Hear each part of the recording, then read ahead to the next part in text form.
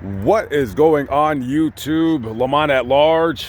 Today we are at the Rolling Green Memorial Park Cemetery here in Westchester, Pennsylvania, just outside of Philadelphia. And we're here to talk about a man by the name of Larry Miller. A man that proves no matter what mistakes you make in your life, you can always become a success, and quite a success he became. Larry Miller was born in Philadelphia, Pennsylvania in 1949. And as a child growing up in West Philadelphia, he was a good kid, went to school, listened to his parents, all that good stuff. However, as he got a little older, him and his friends getting into trouble, decided, hey, why not make up a gang? So they created the Cedar Avenue Gang, which was a gang that would roll around town and rob people and steal from stores, maybe steal a car or two.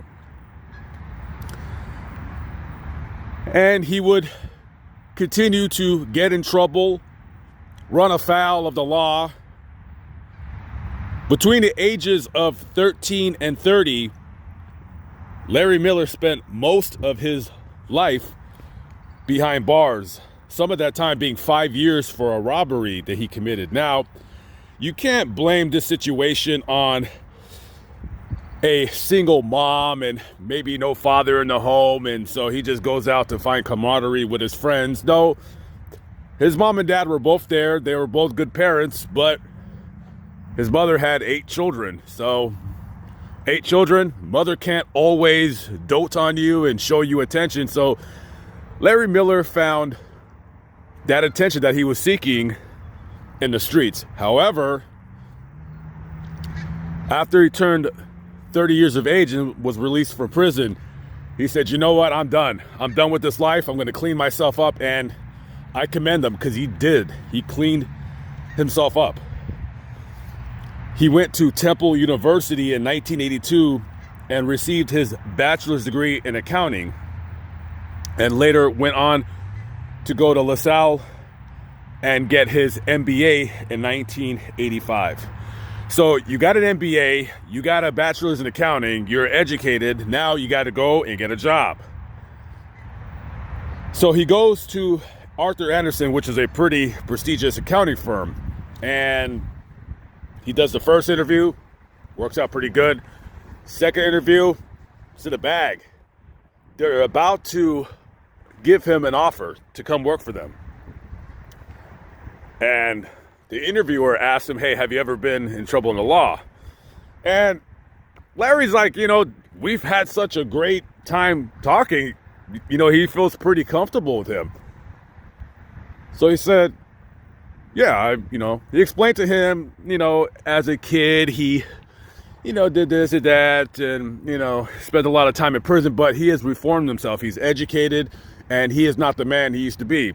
Well, the guy looks at him and says, you know what, I had your offer letter in my pocket, but he goes, I have to take back the offer. I can't have you work here in the company. I can't take that risk, So, feeling dejected as any man would, Larry Miller walks out of the office, and he makes a decision upon himself that he says, hey, I need to get a job. I have these degrees from these universities.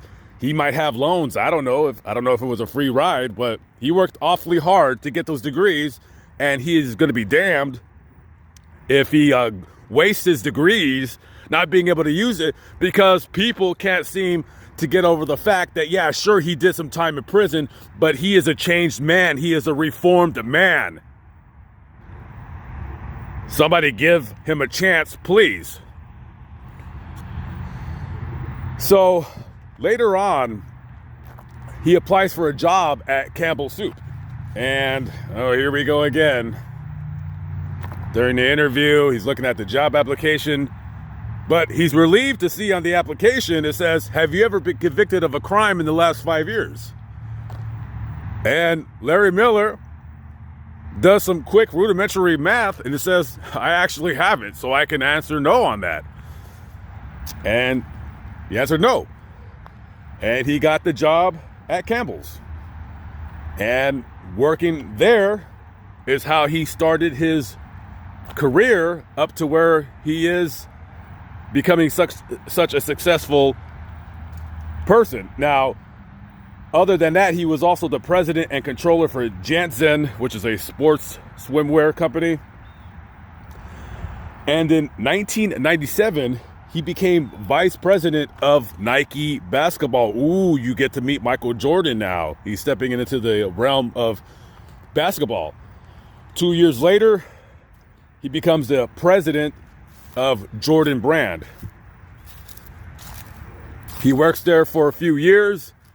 2006, he gets a job as the president of the Portland Trail Blazers basketball team. Now, this guy is hobnobbing with the biggest stars in the NBA.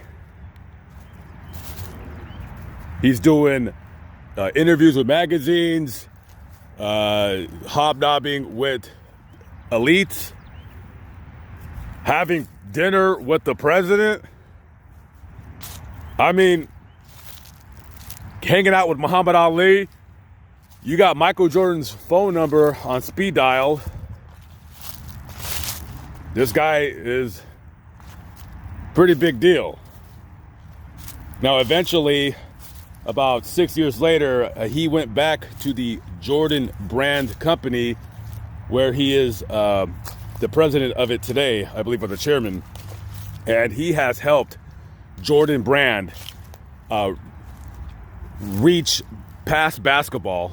They've signed a bunch of female athletes. Hey, women buy shoes too. Hello, guys. Apparel, sports apparel, other sports outside of basketball. I mean, Jordan Brand, of course, is one of the most popular athletic apparels in the entire world. And he is a very, very close friend and confidant of Michael Jordan. To go from prison in Pennsylvania to being a multi-millionaire and successful businessman, you know, to say the least, especially escaping the prison system in Pennsylvania, because we know that Pennsylvania is a prison state. And once you get caught out here and get arrested, it's going to be hard to get out of that abyss that is the Pennsylvania prison system. And here we are. No, this is not Larry Miller's grave. This is the man that he murdered. This was Edward D. White.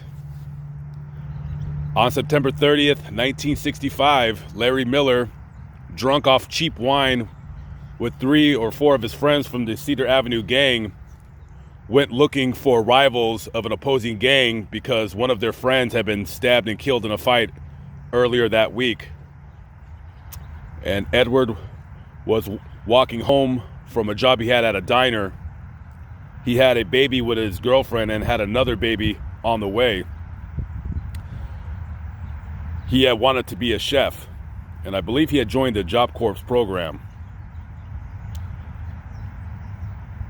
Larry Miller, seeing Edward, pulled out his .38 revolver and shot Edward in the chest.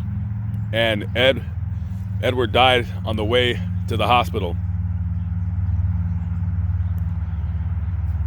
This young man doesn't get to fly on private jets, have expensive sushi dinners, and get to hobnob with the Clintons. Larry Miller is now 72 years old. He did about 4.5 years in prison for this murder, and he is writing a book. I don't believe it's out yet, but it is coming out. And in his book, he did mention the fact of this crime. However, he did not name so far in the copies that are available to the press, he has not mentioned this man's name in the book. He mentioned the murder. He claimed he came clean. He said it was a mistake in his life, that he regrets it every day, and it's something that he cannot change.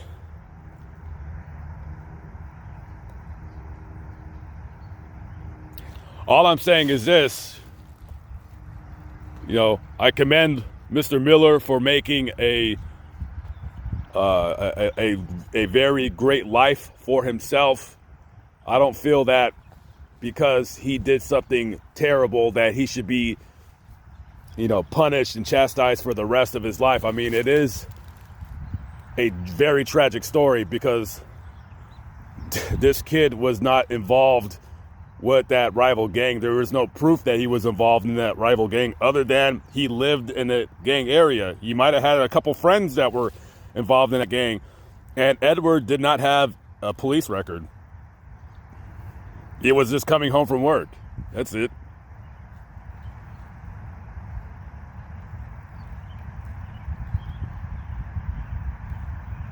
So, Mr. Miller, if you ever watch this video and you want to come pay your respects, I don't know if you have.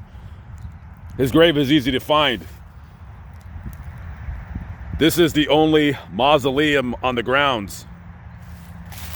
When you come to the front of the mausoleum, you park right over there, come around back, you'll see these two white poles. There'll be a little hill right here. You walk down this hill and walk straight, and you will find him right here. Maybe one day when you got a little bit of time, from hobnobbing with the rich and famous, why don't you make a trip back home and come pay your respects to Edward White, the innocent man that you killed for no reason at all. And I understand you were 16 years old when you committed this crime, but you still committed this crime nonetheless. Rest in peace to Edward, and congratulations, Larry. You did it. You did it. Just do it, right?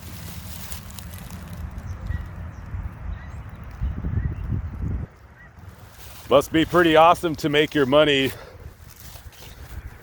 off of Chinese child labor. It's easy, guys. Here's the business motto. Have your stuff made in China. Pay them absolutely nothing. Pay people to wear your clothing, millions and millions of dollars, and pass it on to the consumer. And then they get to wear your cool, stupid clothing. Ridiculous, is it not, folks? You got a lot of people talking about social justice.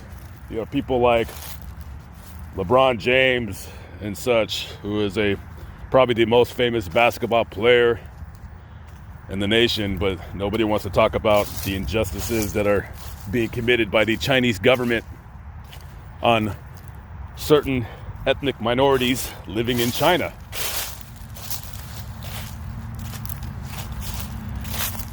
Hypocrites.